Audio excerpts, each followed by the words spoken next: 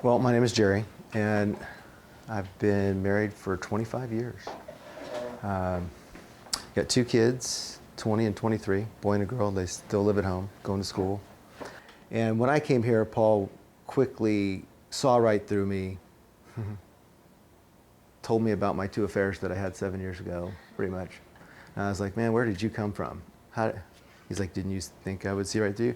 And Paul didn't allow me to talk very much, but I didn't need to talk very much.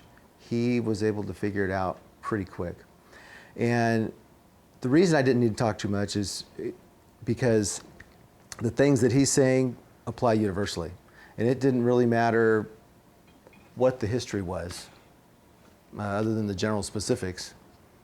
What he was going to teach me and tell me applied across the board.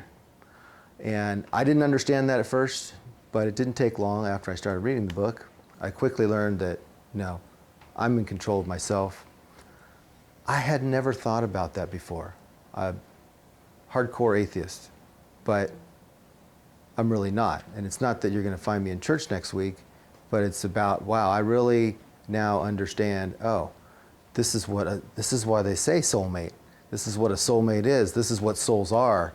This is what we're really dealing with. And this is relationship to the mind and to the body. And these drives, you know, and you think about it sometimes that the traditional therapy route, much like 7 years ago, just wasn't going to help. I found that the traditional therapist, it was much the same. You know, let's get into, tell me about my wife lasts about 2 visits. Do you think you're a different person? Totally. The basic principle that I just didn't get before, all you got to do to stay married is treat your wife with respect and dignity and treat her right. Wow, what a concept. Unconditional love, what is that? I didn't have a clue. Never heard, I had heard it, but I didn't have a clue what that was or how that related to happiness.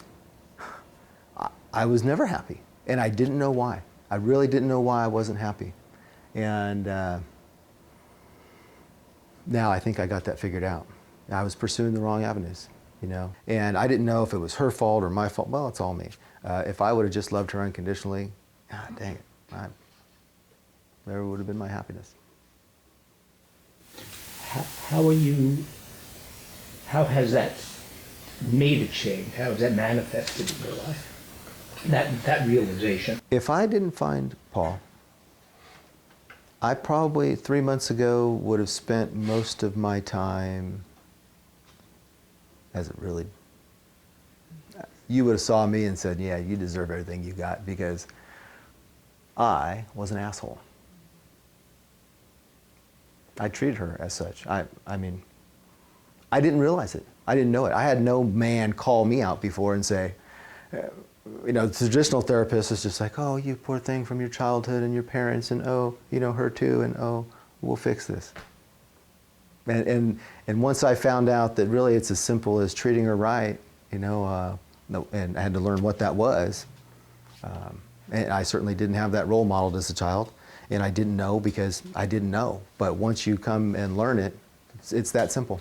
How do you catch yourself now? How do I catch myself? Now you're a different person now, is what you're saying. Yeah. Or at least you know more now. Yeah, and there are still some things that happen. My kids have seen Paul as well.